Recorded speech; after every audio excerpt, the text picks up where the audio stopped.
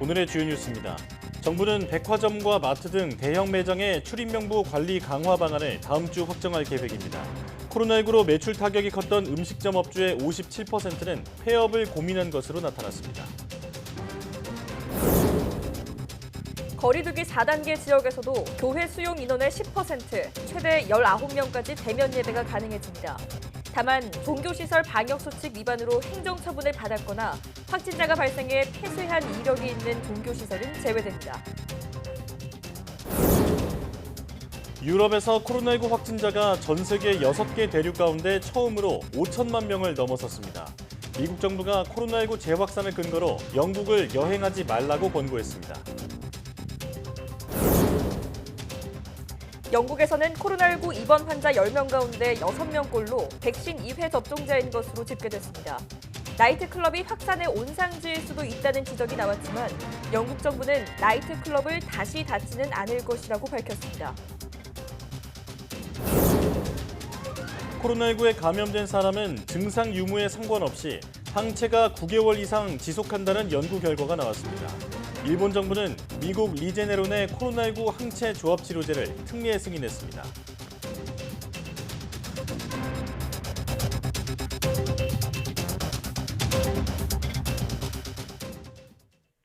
여러분 안녕하십니까? 사이언스 투데이 시작합니다.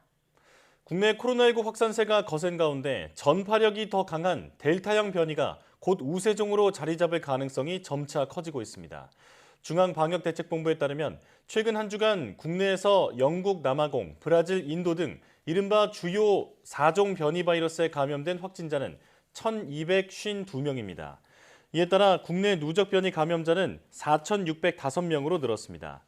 신규 1,252명 가운데 인도에서 유래한 델타형 변이가 951명으로 전체의 76%에 달했습니다.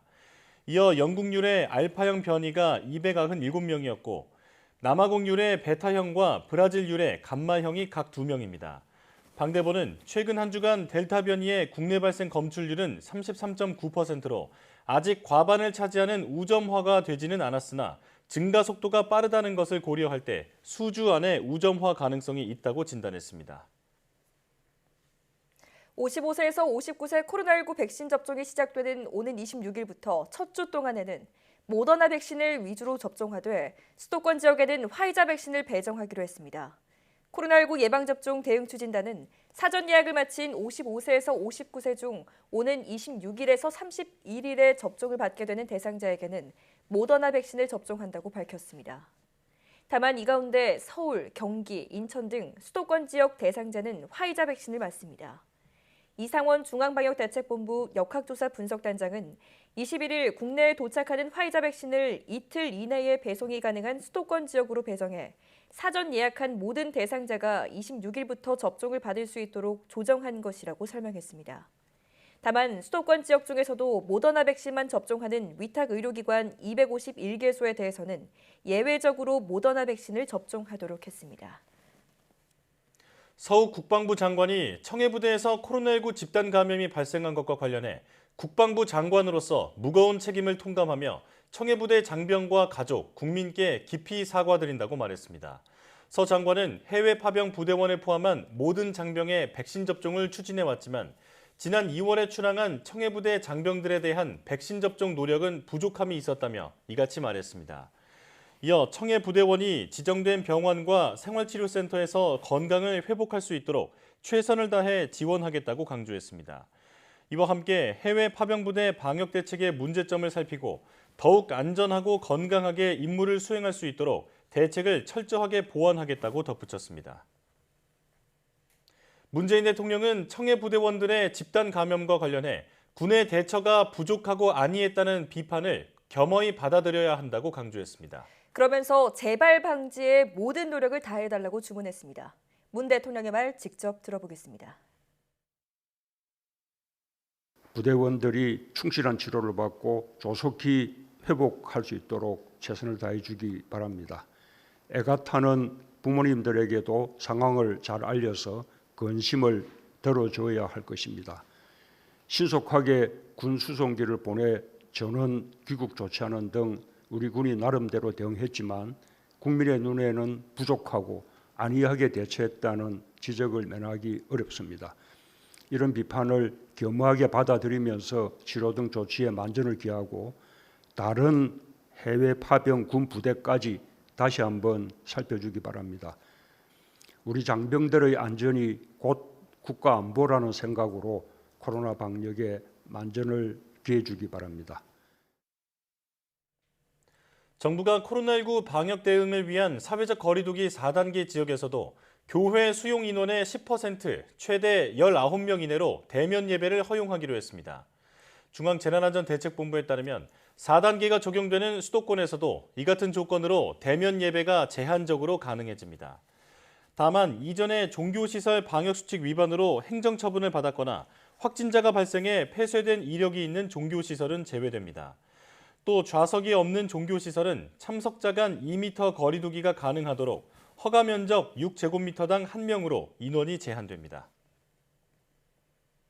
최근 백화점에서 집단 감염이 속출하자 정부는 대형 매장의 출입 명부 관리를 강화할 계획입니다.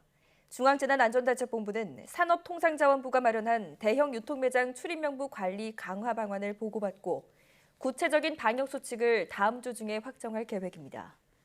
대형 유통매장은 지하철역 등과 연계돼 유동 인구가 많을 뿐 아니라 출입구도 여러 개여서 출입을 관리하는 데 어려움이 있고 매장 출입과 이동 시 마스크를 벗지 않기 때문에 현재 출입 명부 관리를 의무화하지 않고 있습니다.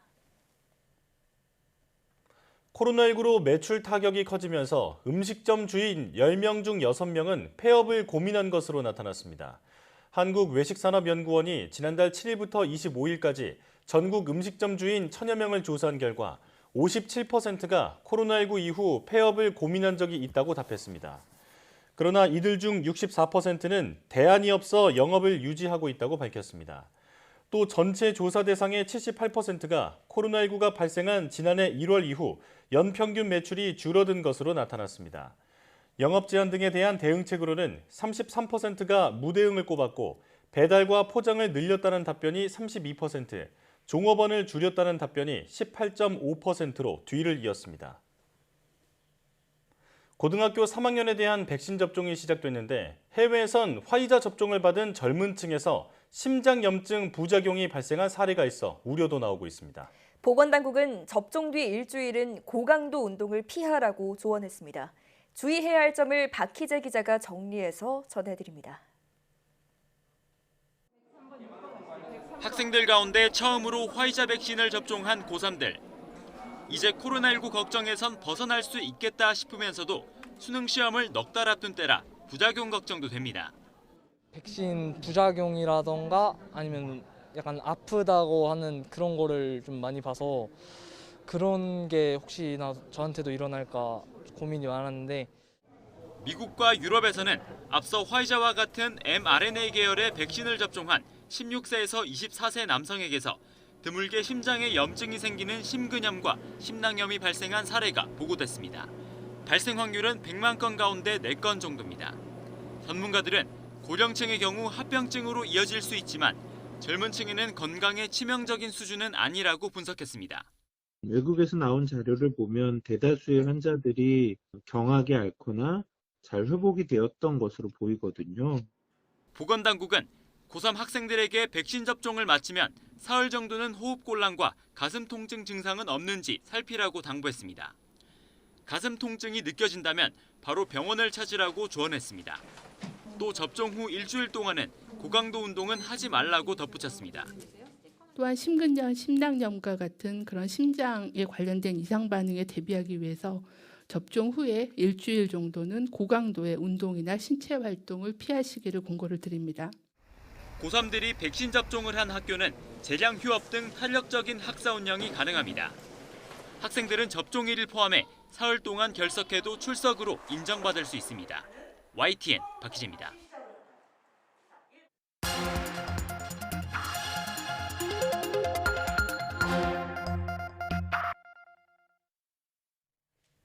다양한 분야의 이슈를 과학기자의 시각으로 집중 분석하는 사이언스 취재 파일 시간입니다. 네, 오늘은 양혜영 기자와 함께하겠습니다.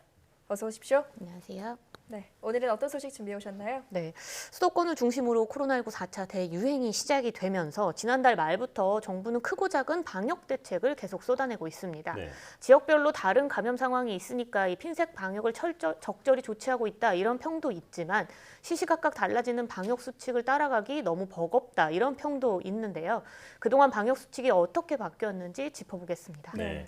사실 뉴스를 전해드리는 저희도 헷갈릴 정도로 방역 수칙이 좀 자주 바뀌었는데 그래도 6월까지는 좀 기억할 만했던 것 같거든요. 네. 이게 언제부터 이렇게 된 건가요?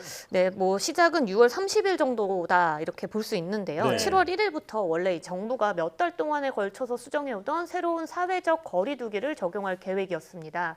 정부는 당시 백신 접종률도 가파르게 오르고 있고 국민들의 피로도도 높다는 판단에 따라서 새 거리 두기를 적용해 방역 조치를 완화할 예정이었잖아요. 예. 네. 하지만 6월 30일 0시 기준으로 신규 확진자가 당시 794명이었습니다. 하루 사이에 한 200명 가까이가 확진자가 늘어나면서 수도권 중심으로 한 확산세가 아주 급격해졌는데요. 네. 상황이 이렇게 되자 서울시장이 서울구청장들을 모아두고 거리두기 개편 일주일 유예에 대해서 합의를 했고요. 이 내용을 정부에 공식 건의했습니다. 네. 그리고 개편 8시간을 앞두고 방역 당국이 이런 서울시의 어떤 건의를 받아들여서 수도권에 한해서 새 거리두기 도입을 일주일 유예하기로 했습니다. 네.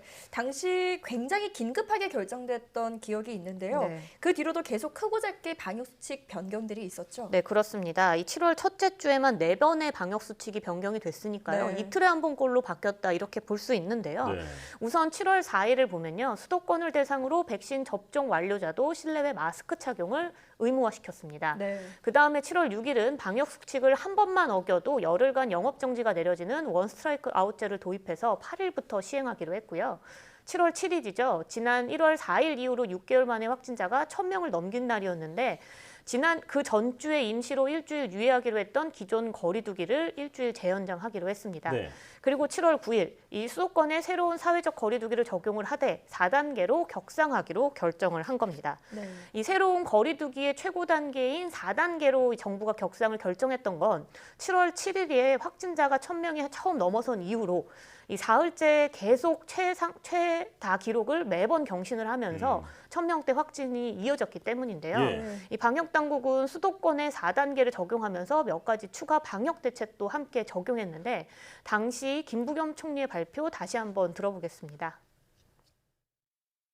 정부는 수도권에 새로운 거리두기 4단계를 적용하기로 결정했습니다. 현장의 국민들, 부처와 지자체의 준비 시간을 감안해 매주 월요일부터 2주간 시행합니다. 방역 강화 조치도 이 4단계에 대해서 몇 가지 추가하겠습니다. 유흥시설은 집합금지를 유지하고 백신 접종을 마치신 분들에게 대한 방역 완화 조치도 유보합니다. 최고 수준의 거리두기 단계이기 때문에 더 이상 물러설 것이 없다는 각오로 임하겠습니다. 영영 기자가 달력으로 한번 정리를 해주셨는데 네. 보니까 빽빽할 정도로 정말 수칙이 많이 변했다 이런 생각이 듭니다. 자, 그리고 수도권의 거리두기 4단계가 적용된 이후에 오후 6시부터는 2명까지만 모일 수 있게 됐었잖아요. 네. 그런데 다른 지역은 그 기준이 좀 달랐기 때문에 국민들이 좀 혼선을 겪었죠. 네, 그렇습니다. 이 4차 대유행 초기는 수도권의 확산세가 굉장히 뚜렷했습니다. 하지만 최근에는 풍선 효과로 비수도권에서도 확산이 점점 넓어지고 있는 상황이잖아요. 네. 그래서 정부는 7월 14일 세종과 전북, 경북 등 4개 지역을 제외한 전국 시도에 거리두기를 우선 2단계로 격상시켰습니다. 네. 이때 지역별로 다 다르기는 하지만 사적 모임 인원이나 영업시간 제한 등의 강화된 방역 조치가 추가 시행됐는데요. 앞서 이야기했듯이 전국적인 확산세는 좀처럼 줄어들지 않고 각각 다른 방역 수칙이 적용이 됐었습니다. 네. 이 지난 9일 먼저 살펴보면 신규 환자의 22.1%가 비수도권에서 발생을 했는데 일주일 만에 30%에 근접할 정도로 비수도권의 확진자가 늘었고요. 예. 네. 13일을 기준으로 수도권은 일주일 전 이동량이 11% 줄었지만 비수도권은 오히려 9% 늘었습니다. 그만큼 이 비수도권의 확산이 넓어진 거잖아요. 그래서 예. 상황이 이렇게 되니까 정부는 7월 19일 비수도권에서도 5인 이상 사적 모임을 금지시켰습니다. 이는 사실상 거리두기 개편 이전으로 돌아간 셈이다 이렇게 평가가 될 정도입니다. 그렇군요. 네, 정리를 해보니까 20일가량 되는 기간 동안 정말 많은 방역수칙 변경이 있었다라는 생각이 드는데요. 국민도 많이 헷갈렸을 것 같아요. 이렇게 되면 너무 잦은 방역수칙 변경이 당연히 혼란을 줬겠죠? 네, 그렇습니다. 불만의 목소리가 여기저기에서 나오는 건 사실인데요. 특히 자영업자들이나 소상공인들은 방역수칙 변경이 사업체 운영에 직접적인 차질로 이어지기 때문인데요. 예. 백신 접종자가 사적 모임 제한에서 제외됐다가 또 다시 포함되고 또 직계가족 모임이 가능했다가 또 금지되고 이러면서 곳곳에서 논쟁이 벌어지고 있다고 합니다. 네. 이 전문가들은 방역수칙의 잦은 수정은 불가피했다 이렇게 평가를 하고 있습니다. 왜냐하면 7월 들어서 확진자 수가 너무 빠르게 증가를 했고 또 수도권에서 비수도권으로 확산세가 번지고 있는 만큼 어쩔 수 없었다 이렇게 평가하는데요. 하지만 4차 대유행 초기 일관된 메시지를 전달하지 않았다는 것은 좀 아쉬움으로 남는다 이런 지적이 있었습니다. 예. 전문가의 말 직접 들어보겠습니다. 일단 방역당국 입장에서는 상황에 맞게 변경을 하는 것은 맞죠. 근데 지나치게 잦은 방역수칙은 일단 국민들에게 혼란을 야기할 가능성이 상당히 높고요. 지금의 확산의 주요 원인이 델타 변이 확산이고 그리고 위험도가 예견돼 있었던 만큼 선제적인 대응을 하는 게 더 맞지 않을까 생각은 하고 있는데 일단 뭐 확산을 따라가는 대응을 그런 양상을 보인다라는 부분은 비판을 피할 수는 없다 이렇게는 보고 있습니다. 예, 자영업자들에게는 그 방역 수칙 변경이 생계에 직결되는 문제잖아요. 네, 최소한의 예측 가능성이라도 줄 수 있게 운영의 묘를 잘 살려야겠습니다. 자, 양회영 기자와 함께했습니다. 고맙습니다.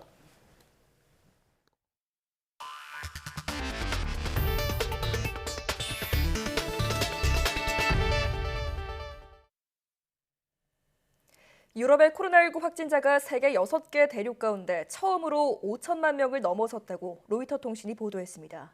로이터는 각 대륙별 코로나19 확진자를 집계한 결과 유럽에서 전 세계 확진 사례의 27%, 사망의 31%가 보고됐다고 밝혔습니다.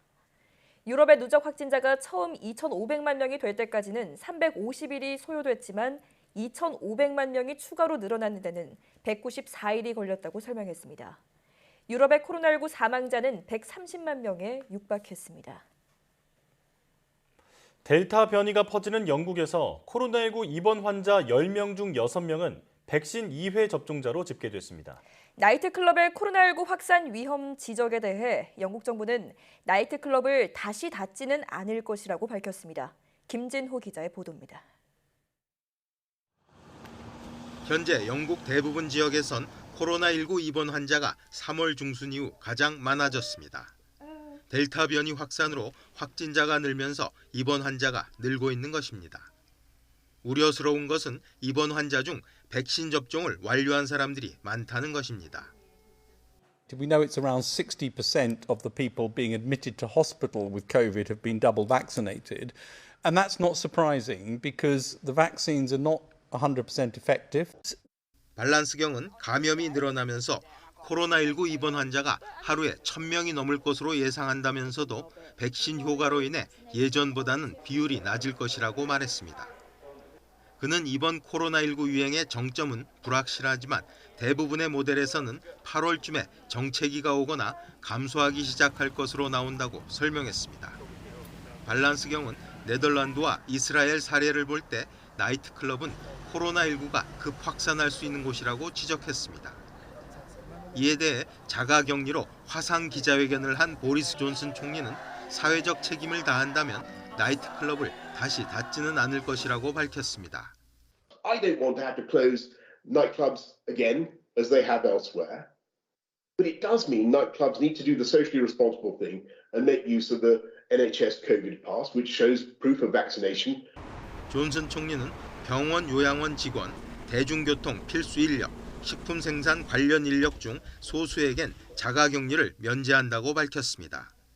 최근 자가격리자 급증으로 대중교통 운행과 슈퍼마켓 영업 등에 차질이 생기는 사태가 벌어진 데 따른 조처입니다. 의료 전문가들은 앞으로의 상황은 대중의 행동에 달려있다고 주의를 당부했습니다. YTN 김진호입니다. 미국 정부가 코로나19 재확산을 이유로 영국에 대한 여행 경보를 2달 만에 다시 가장 높은 수준인 4단계로 상향 조정했습니다.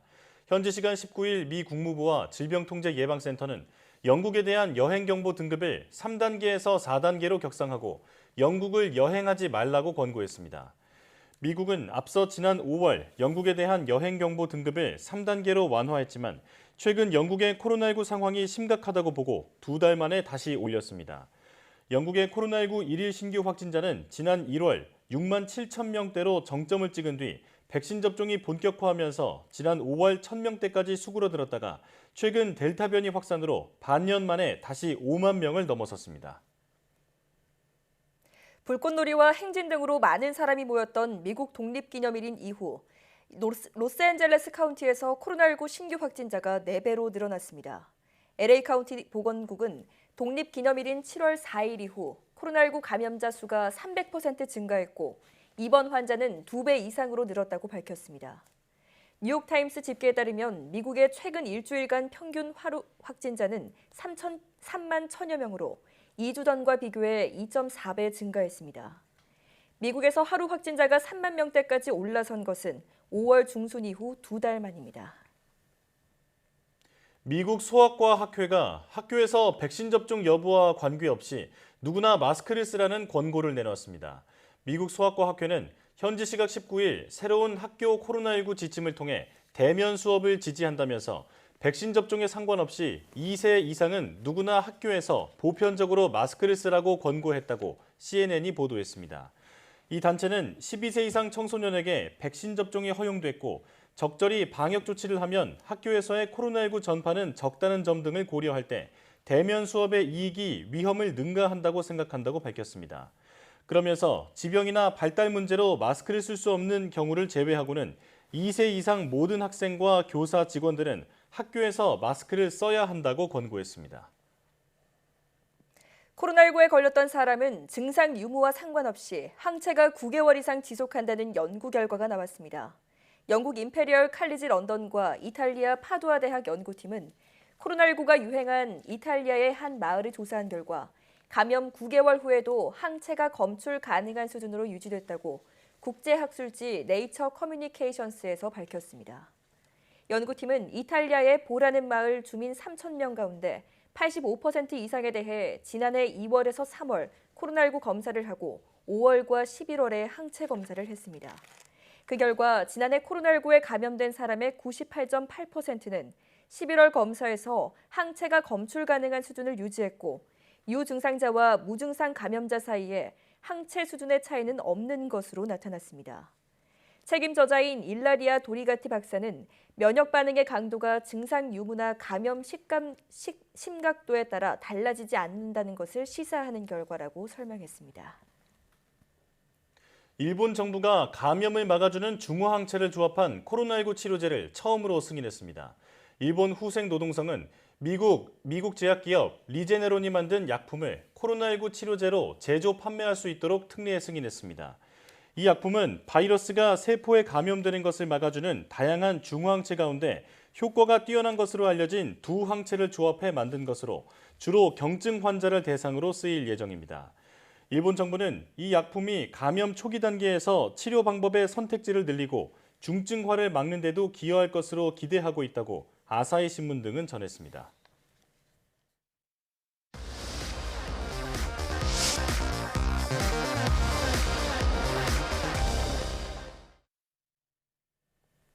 (3g도) 안 되는 작은 공에 강한 힘과 다양한 회전을 만들어 승부를 가리는 경기가 바로 탁구입니다.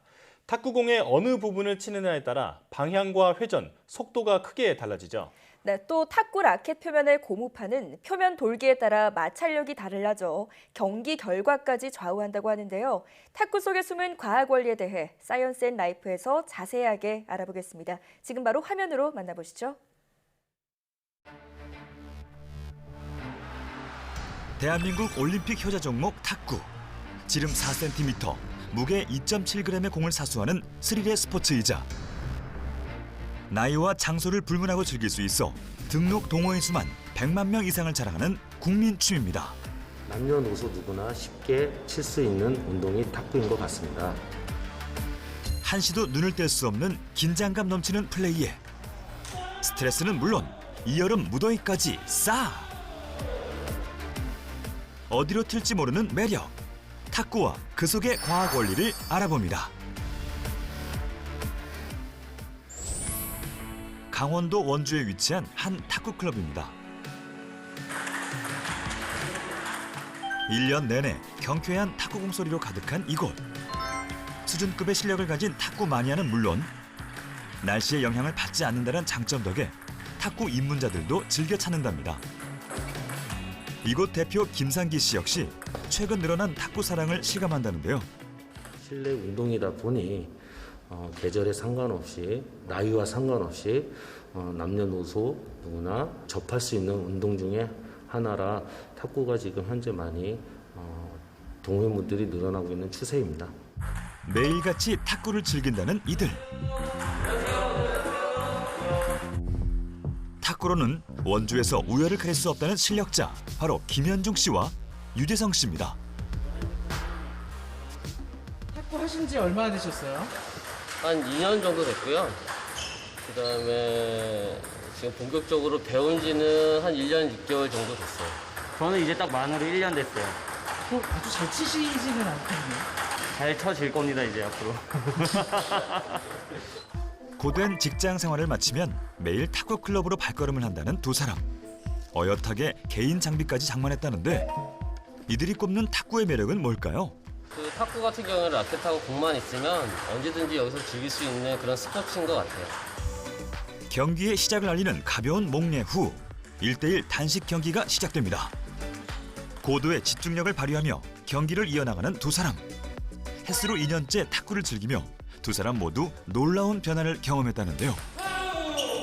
그다음에 저 같은 경우에는 지금 한 5kg가 빠졌어요. 그 5kg가 빠진 이유가 다 뱃살이에요. 그래서 정말 건강에도 좋고 그다음에 하체도 정말 튼튼해져갖고 저는 아마 10년, 20년을 더 오래 더 살 것 같습니다. 일하면서 있었던 스트레스나 혹은 일상생활 하면서 있었던 이제 정신적으로 피곤했던 것들이 이 탁구를 치면서 많이 해소가 되고 있어요. 몸과 마음을 치유하는 스포츠 탁구. 그 역사는 어떨까요? 기원에 대해선 의견이 분분하지만 영국인들이 더위를 피해 실내에 네트를 치고 책으로 골프공을 넘기던 놀이가 탁구의 시초라는 게 통설입니다. 1973년엔 우리나라 여자 탁구 선수들이 세계 탁구 선수권 대회에 출전해 대한민국 구기 종목 역사상 최초의 우승을 선해주었는데요. 이후 올림픽이나 세계대회 때마다 메달 행진을 이어가며 탁구 강국으로 거듭났습니다. 1991년 세계선수권 대회에서는 남북한 단일팀이 출전해 탁구 강호 중국을 꺾고 세계 정상에 올랐죠. 푸른 한반도기와 함께 전 세계에 아리랑이 울려 퍼진 감동의 역사. 탁구는 1대1로 겨루는 단식과 2인 1조의 복식, 단식과 복식이 합쳐진 단체전, 그리고 남녀가 함께하는 혼성 복식조로 구분됩니다. 상대방과의 대결에서 11점의 점수를 먼저 따내는 사람이 승리하는 탁구. 혹시 탁구에도 필승 전략이 있을까요? 탁구를 스핀의 경기라고 하는데 그게 이제 공이 어디에 위치해 맞느냐, 뭐 라켓에 어디에 위치해 맞느냐, 각도 이런 거에 따라서 회전이나 구질이 굉장히 많이 다양하게 바뀔 수가 있어요. 라켓으로 공의 윗부분을 치게 되면 네트 건너편으로 날아가면서 점차 공의 속도가 붙는 것을 눈으로 확인할 수 있는데요. 공을 타격하면 빙글빙글 회전하며 날아가는데 이때 라켓으로 공의 어느 부분을 치는지에 따라 공의 회전 방향이 한순간에 바뀌기도 합니다. 방향을 예측하기 어렵기 때문에 상대 선수는 날아오는 공에 대응하기 어려워지고 실점할 가능성이 높아지는 거죠. 이 원리를 응용해 좌우 방향 회전도 가능합니다. 공의 오른쪽을 타격하면 공 역시 오른쪽으로 휘고 반대로 공의 왼쪽을 타격하면 공이 왼쪽으로 휘는 걸 볼 수 있습니다. 이렇듯 공의 타격 지점에 따른 회전 방향의 차이는 왜 생기는 건지 그 원리가 궁금해집니다. 공의 중심으로부터 먼 곳에 힘을 가하게 되면 회전 운동이 더 심하게 일어나게 되면서 이동 궤적은 곡선을 그리게 됩니다. 그리고 공이 날아갈 때는 그야말로 공기를 가르고 날아가게 되는데요. 이 공기가 있기 때문에 공이 휘게 된다고 생각하시면 됩니다. 공이 회전을 하게 될 때는 압력이 증가하는 곳과 감소하는 곳이 생기게 되는데요. 이 때문에 바로 공이 휘게 되는 것입니다. 내가 원하는 대로 공의 회전을 조절하면 상대방이 대응하기 어려워질 수밖에 없는 거죠. 탁구공이 상대편에 도달하는 시간이 워낙 짧아 미처 공의 방향을 살필 틈을 주지 않는 것이 포인트입니다. 서브를 의도적으로 그렇게 오게끔 서브를 넣었어요. 네. 그래서 그 공이 오는 걸 기다렸다가 오는 걸 보고 바로 스윙을 한 거죠. 탁구 속 숨겨진 두 번째 과학은 바로 라켓에 있습니다. 공격형인지 수비형인지 포지션에 따라 라켓 선택도 달라진다는데요. 이 두 라켓은 어떤 차이가 있는 걸까요? 이거는 쉐이크 핸드고요. 이거는 양면으로 칠 수 있기 때문에 일반적으로 들어오시는 분들은 다 이걸로 많이 사용을 해요. 이거는 펜홀더 라켓입니다. 이 펜을 잡듯이 그립을 잡는다 그래서 펜홀더라는 명칭이 붙은 걸로 알고 있어요. 단면으로 치게 되고요. 그러다 보니까 이제 포핸드 칠 때 힘이나 뭐 이런 것들이 좀 더 우수하다고 알려져 있습니다. 공의 회전을 결정짓는 라켓의 또 다른 비밀, 이른바 러버라 불리는 이 고무판에 있습니다. 이거는 러버라고 하고요. 탁구채에 러버는 다 붙일 수밖에 없고요. 이게 없으면 스핀이라든지 그런 구질을 제대로 사용할 수가 없습니다. 얼핏 보면 똑같은 고무판처럼 보이는 이 러버가 공의 나아감을 좌우하는 이유 알아봐야겠죠? 러버에는 고무로 되어 있는 탑시트와 아래쪽에 스펀지가 붙어 있게 되는데요. 이 탑시트의 유연성이라든지 점착성에 따라서 마찰력이 달라지기 때문에 공의 회전 정도와 속도가 달라지게 됩니다. 또한 스펀지가 얇을수록 컨트롤이 잘 되지만 스펀지가 두꺼우면 두꺼울수록 탄성이 더 커지기 때문에 공의 회전량을 더 많이 줄 수 있고 속도 또한 높일 수 있습니다. 러버 역시 크게 두 가지. 돌기가 표면 위로 노출돼 있는 돌출 러버와 그 반대인 평면 러버입니다. 구질이 많이 달라지죠. 아무래도 평면 러버는 마찰이 좁기 때문에 회전량이 더 많고 이 핀풀 러버 같은 경우는 마찰이 좀 없다 보니까 스윙의 궤도가 달라지면서 탁구를 쳐야 되겠죠. 돌기가 노출된 핀풀아웃 러버는 탁구공을 받아칠 때 발생하는 마찰력은 적지만 공의 속도와 회전 방향을 조절하기 쉬워 상대방의 범실을 유도하기에 적합합니다. 그렇다면 이 돌기의 노출 여부는 각각 어떤 장단점이 있을까요? 평면 러버와 핀풀 러버의 가장 큰 차이점은 바로 마찰력인데요. 평면 러버의 경우에는 상대적으로 마찰력이 크기 때문에 공의 회전량도 더 많아지고 속도도 높일 수 있을 뿐만 아니라 다양한 조합도 가능합니다. 핀풀 러버의 경우에는 마찰력이 다소 떨어지게 되면서 공이 약간 미끄러지게 되고 따라서 공의 회전과 속도도 많이 느려지게 됩니다. 그래서 주로 수비형 선수들이 많이 활용하게 되는 러버입니다. 실제로 우리나라의 대표적인 수비형 선수인 서효원, 주세혁 선수도 돌기가 있는 핀풀아웃 러버를 선택해 좋은 성적을 거두고 있습니다. 탁구에 숨겨진 마지막 과학, 바로 공입니다. 요즘 사용하는 탁구공은 지름 4cm의 플라스틱 재질인데요. 2014년 전까지만 하더라도 조금 더 작은 셀룰로이드 재질의 탁구공이 사용됐습니다. 둘 사이에 어떤 차이가 있을까요? 예전에는 셀룰로이드 재질로 만들어서 회전량이 많은 걸로 들었고요. 그다음에 지금은 플라스틱 재질에서 회전량이 많지는 않아서 초보자분들도 쉽게 칠 수 있다고 들었습니다. 발화 위험성 때문에 국제탁구연맹에 의해 현재의 플라스틱 공으로 바뀌었는데요. 언뜻 보기에는 비슷해 보이는 두 공. 하지만 재질이 바뀐 만큼 공의 성질도 다르다고 합니다. 예전에 사용했던 셀룰로이드 탁구공의 경우에는 표면에 돌기가 있어 마찰력이 큰 상태이기 때문에 상대적으로 회전량이 더 많았습니다. 이에 비해 최근에 바뀐 플라스틱 공의 경우에는 표면이 매끄럽기 때문에 마찰력이 적은 상태이고 따라서 회전량도 상대적으로 적어졌다는 특징이 있습니다. 즉, 공의 재질이 바뀌면서 공격형 선수들에겐 이점이 생긴 반면 수비형 선수들에겐 치명타가 된 거죠. 탁구 속 과학 원리를 섭렵한 후 다시 치열한 경기가 시작됩니다. 저는 솔직히 자신이 없어요. 질 자신이 없습니다. 화이팅! 네, 오늘 지는 거를 경험을 시켜드리겠습니다. 화이팅! 평소에 누가 더 많이 드세요? 제가 더 많이 집니다. 팽팽한 신경전만큼이나 기대되는 승부. 주거니 받거니 우열을 가리기 힘든 초반 분위기가 이어지고 경기 중반 점점 재성 씨 쪽으로 기우는 승기. 하지만 재성 씨가 실수를 연발하며 현중 씨에게 반전의 기회가 찾아옵니다. 구멍 없는 수비가 이어지는 가운데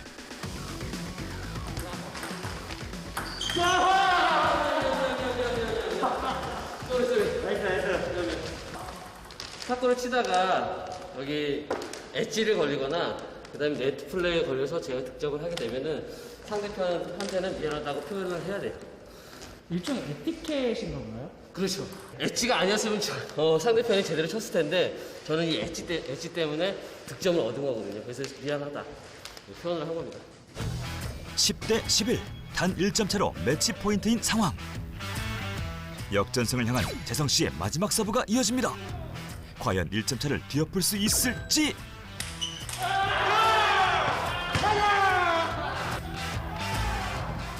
오늘 승리의 여신은 현중 씨의 손을 들어줬습니다.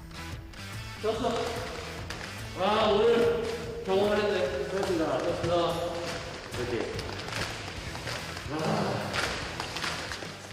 오늘 좀 비록 졌지만 조금 아쉽고 근데 땀을 너무 많이 흘리고 또 운동을 열심히 했기 때문에 오늘은 좀 아쉬운 거는 그래도 없습니다. 다음에 잘하면 됩니다. 화이팅! 네, 오늘 이겨서 너무 기분이 좋고요. 네, 저는 앞으로 한 20-30년 이상 계속 탁구를 치고 싶고 그리고 저희 아이들도 있는데 아이들이랑 같이 이제 나중에는 같이 탁구를 즐기면서 그렇게 운동을 하면서 지내고 싶습니다. 잠시도 눈을 뗄 수 없는 매력의 스포츠 탁구. 변덕스러운 여름 날씨 속 탁구로 몸과 마음의 건강을 모두 챙겨보는 건 어떨까요?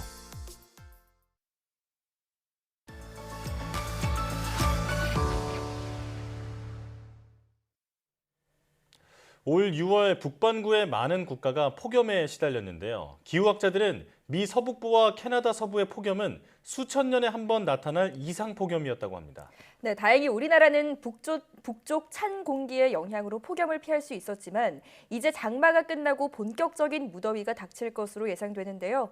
오늘 날씨 학개론에서는 여름철 더위에 관련된 지수 이야기를 해보도록 하겠습니다. K웨더 반기성 센터장 나와 계십니다. 어서 오세요. 네, 안녕하세요. 네, 안녕하십니까. 더위를 나타내는 지수를 생각해보면 가장 먼저 기온을 떠올리게 되는데요. 그런데 기온이 높아도 서늘할 때가 있고 좀 기온이 낮아도 그 습도가 있으면 더 덥게 느껴질 때도 있잖아요. 더위를 나타내는 지수, 기온 말고 또 어떤 게 있을까요? 일단 뭐 우리가 더위를 갖다가 표현하는 것이 온도가 있고 지수 뭐 나타내는 경우가 있죠. 이제 가장 많이 사용되는 것이 이제 당연히 뭐 우리 일상생활에서 많이 사용하는 온도입니다. 예. 기상청 홈페이지나 이제 앱의 첫 화면을 보면 내가 있는 지역의 실시간 온도가 표시가 되죠. 그렇죠. 네. 그리고 이제 대개 많은 뭐 폭염특보라든가 이런 거는 이제 전적으로 기온에 따라 발령이 되는데요. 그런데 이제 예전에는 주로 지수로 더위를 많이 표현을 했죠. 네. 첫 번째가 이제 우리가 많이 들었던 불쾌지수입니다. 예. 불쾌지수라는 게 이제 1957년 미국의 톰에 의해서 고안된 지수로 기온과 습도의 조합입니다. 그래서 사람이 느끼는 온도를 표현하는 건데 이게 이제 여름철 실내 무더위를 기준으로서 사용하고 있을 뿐 예. 태양 복사라든가 바람 조건은 포함되어 있지 않기 때문에 사용에는 한계가 있죠. 다만 현재도 실내의 더위를 표현하는 데는 사용하기도 합니다. 불쾌지수는 이제 4단계로 낮음, 보통, 높음, 매우 높음이 있는데 지수로 80 이상일 경우는 전원이 불쾌감을 느낀다고 정해져 있기 때문에 80이 넘으면 에어컨 등 냉방기기가 없이 작업하지 않는 것이 좋습니다. 네. 그리고 이제 사용했던 온도지수 중에 열지수도 있어요. 미국 국립기상대가 1985년부터 기온이 높을 경우에 예상되는 재해를 막기 위해서 스테드만이 만들어낸 열지수를 사용하기 시작을 했는데요. 온도의 습도를 포함한 더위 개념으로 대기 온도와 습도의 조합에 의해서 사람에게 실제로 느낄 수 있는 온도를 제시해 주기 때문에 일사병보 또 열경련 이런 위험들을 나타내는 지수로 사용되기도 합니다. 그리고 이제 2017년부터 2019년까지 사용한 지수로 더위 체감 지수도 있습니다. 예. 네. 요즘도 날씨 예보를 보면 불쾌지수가 높을 것이다, 낮을 것이다 이런 표현을 종종 쓰기도 하는데 그런데 더위 체감 지수는 좀 낯설거든요. 더위 체감 지수란 정확하게 어떤 걸 의미하는 건가요? 일단 저 폭염에 따라서 온열 질환 그 발생이 지속적으로 증가함에 따라서 폭염 건강 피해 예방을 위한 국가적 대응 방안 요구가 급증했죠. 근데 이제 폭염은 대상과 환경에 따라 그 영향이 아주 매우 다르게 나타납니다. 네.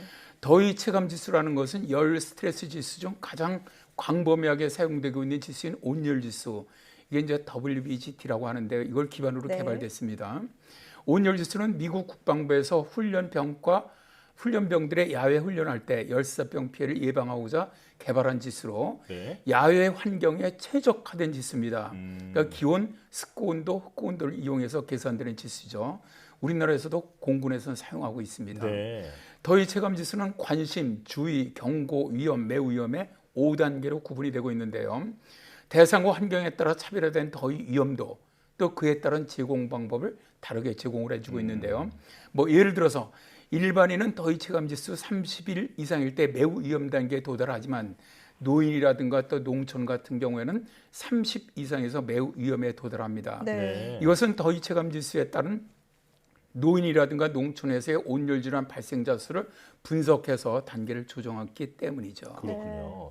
자, 그렇다면 더위 체감 지수의 그 말씀해 주신 5단계를 그 단계별 기준값을 정할 때 참고한 자료가 있을 거 아니에요? 어떤 건가요? 네, 이제 기상청에서 이걸 만들 때 국제 표준 기구의 온열 지수 노출 기준 및 일본 환경성의 폭염 예보 기준을 토대로 만들었습니다. 네. 국제표준기구의 온열지수 이용을 보면은 국제표준기구에서는 총 5단계로 구분을 했는데요. 온열지수 노출 기준을 열에 순화된 사람, 또 열에 순화되지 않은 사람의 2단계로 나눠서 구분을 했고요.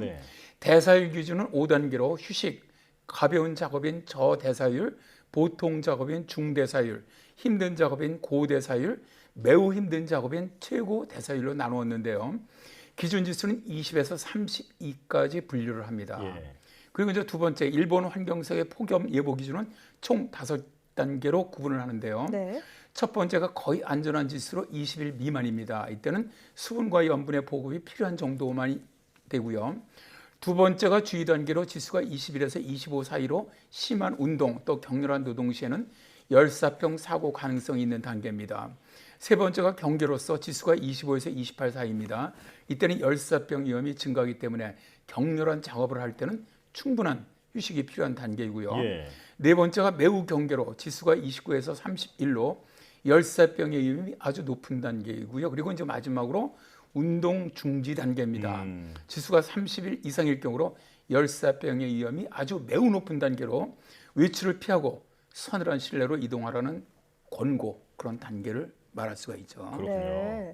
자, 그런데 앞서 더위 체감 지수는 일반인과 노인에 적용하는 기준이 좀 달랐잖아요. 특히 매우 위험에 적용이 달랐는데 어떤 차이가 있는 건가요? 일단 저 노인들과 일반인의 그 네 단계 지수는 같아요. 그런데 이제 매우 위험 단계는 지수가 1이 낮은 30 이상이고요. 노인들의 경우. 다음에 매우 위험 단계에서 이제 냉방 장치가 없으면 바로 노인들에게는 무더위 쉼터로 이동하도록 권고하고 있고요. 여름 되면 이제 농촌에서 밭일하다가 이제 열사병으로 돌아가시는 이런 분들이 있는데 더위 체감 지수에서 농촌 환경 그러니까 농촌 밭일을 한다든가 또 비닐하우스에서 일하시는 분들도 구분해서 운영을 하고 있습니다. 지수는 이제 노인 단계와 같습니다. 경고 단계에서는 아침과 저녁에만 농사 일을 하도록 권고하고 있고요. 위험 단계에서는 오전 10시부터 오후 4시 사이에는 야외 농작업을 하지 않도록 권고하고 있습니다. 그리고 매우 위험한 단계에서는 일체 농작업을 하지 말고 시원한 곳에서 휴식하도록 권고하고 있죠. 또 실외 작업장의 경우에도 이 단계가 그대로 적용됩니다. 표처럼 저 위험 단계에서는 가급적 작업을 중지하는 것이 좋고요. 매우 위험 단계에서는 모든 근로자는 작업을 중지하고 시원한 그늘에서 휴식을 취하도록 권고하고 있습니다. 더위를 표현하는 지수로 이제 더위 체감 지수를 사용하던 기상청이 2020년 5월부터는 더위 체감 지수를 체감 온도로 바꿔서 현재는 사용하고 있습니다. 체감 온도 정말 많이 들어본 이제 얘기인데요. 더위 체감 지수를 체감 온도로 바꿔서 사용하기 시작한 이유는 뭔가요? 일단 저 기상청은 폭염 특보 개선에 따라서 2020년 5월부터 체감 온도로 발표하면서 노인이라든가 어린이 또 취약 거주 환경에 사시는 분들, 농촌이라든가 비닐하우스, 도로, 건설 현장, 조선소에서 활용할 수 있도록 만들었습니다. 네. 일본 환경청 더위지수라든가 기상청 더위 체감지수의 지수값이 사실 매우 위험하다고 해도 30일 정도입니다. 예. 아까 보셨지만. 근데 국민들이 느끼실 때 30일이 이게 어느 정도를 의미하는지 곤란한 것도 바꾼 원인으로 보이고요. 네. 최강 경우는 다양한 가중치를 사용해서 산출합니다. 근데 대체로 습도 50%를 기준으로 습도가 10% 증가 혹은 감소함에 따라서 체감하는 온도가 약 1도 증가 혹은 감소하는 온도이거든요. 예. 그래서 낮 기온이 35도인데 습도가 70%일 경우 체감 온도는 37도가 되는 셈이죠. 네. 체감 온도는 물론 다양한 계층에 따라 적용과 대상이 다릅니다. 대응도 다른데 노인이라든가 어린이, 취약계층의 경우 총 5단계로 대응 단계를 나누는데요. 37도 이상, 이제 우리가 이제 온도하고 좀 비슷해졌지 않습니까? 네. 이건 위험 단계로 온열 질환 발생 가능성이 매우 높으니까 지자체는 취약계층을 무더위 쉼터로 이동 지원토록 권고하는 단계고요. 네. 두 번째가 경고 단계입니다. 34도에서 37도 사이에 온열 질환 발생 가능성이 높으니까 냉방 장치를 틀거나 더위를 피할 수 있는 곳에서 쉬도록 권고하는 단계고요. 예. 세 번째가 주의 단계로 31도에서 34도 사이로 영유아라든가 노약자는 온열 질환에 걸리기 쉬우니까 건강관리에 유의해야 한다는 단계고요. 네 번째가 관심 단계로 29도에서 31도 사이로 온열 질환에 취약한 영유아 노약자는 30분 간격으로 쉬면서 야외 활동하도록 권고하는 단계입니다. 예. 또 그리고 이제 농촌이라든가 비닐하우스에서 단계별 대응 요령을 보면 위험 단계는 38 이상으로 한낮에는 모든 작업을 멈추고 충분히 쉬어야 하고요. 35도 이상의 경고 단계로 아침 저녁에만 일하시고 충분한 휴식을 취하고요.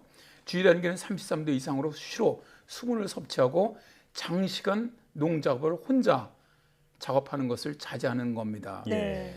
올여름에도 이제 극심한 폭염이 지금 예상되고 있는데 어쨌든 폭염으로 인한 인명 피해가 없도록 정부 또 기업 그리고 우리 모두 다 노력을 해야 할 것으로 봅니다. 네. 자, 이렇게 지수마다 대응 단계가 잘 정리되어 있으니까 앞으로도 날씨 예보 잘 참고해서 더위 피해 입지 않도록 하는 게 좋겠습니다. 지금까지 KB웨더 반기성 센터장과 함께했습니다. 오늘 나와주셔서 고맙습니다. 네, 고맙습니다.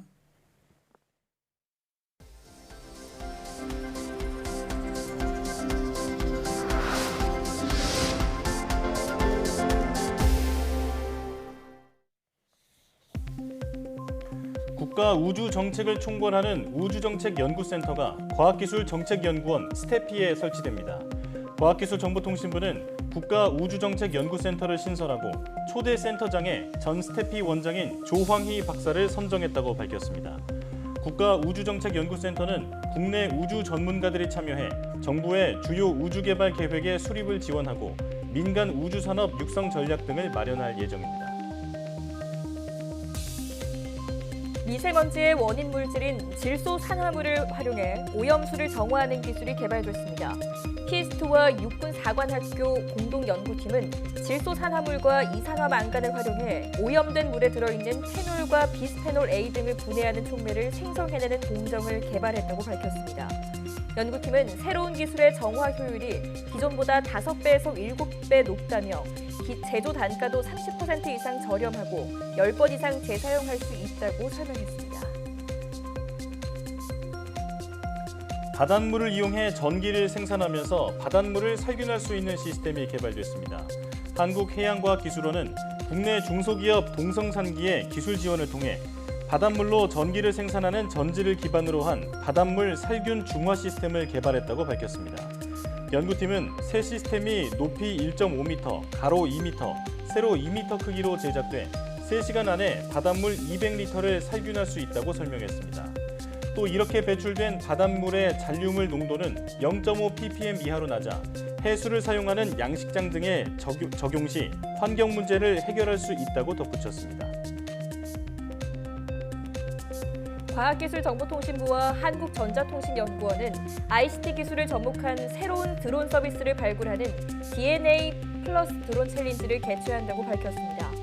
이번 대회는 지정 공모와 자유 공모, 아이디어 공모 등 새 유형으로 모집하며 참가 신청은 오는 29일부터 시작됩니다. 상금은 지정 공모 1,800만 원, 자유 공모 1,500만 원, 아이디어 공모 800만 원이며 수상자 가운데 추가 연구개발 필요성 검토 등을 거쳐 연구개발비 최대 1억 원이 지원됩니다.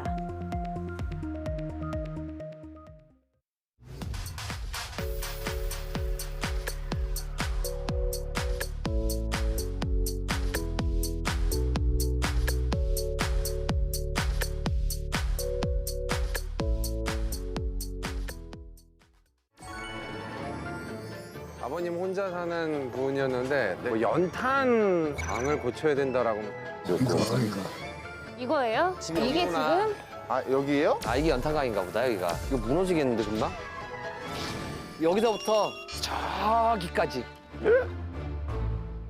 다 철거하겠습니다. 다 철거하겠습니다. 아예 새로 집을 하나 만들게, 그냥. 에크! 자, 으차. 바로 자, 마지막. 완벽했다. 하나, 둘, 셋.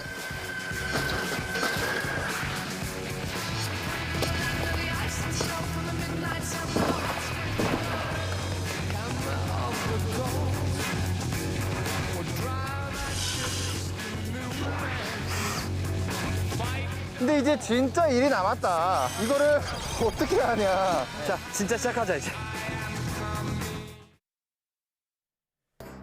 건물을 완전히 철거하고 새로 짓는 건 고쳐도요 역사상 처음인 것 같은데요. 네, 그래도 일손합이 좋아서 그런지 새롭게 탄생할 연탄광의 모습이 어떨지 기대됩니다. 도움이 필요한 분들은 언제든지 YTN 사이언스 홈페이지에 사연 남겨주시기 바랍니다. 어려운 시기 YTN 사이언스는 국민과 함께하겠습니다. 시청해주신 여러분 고맙습니다.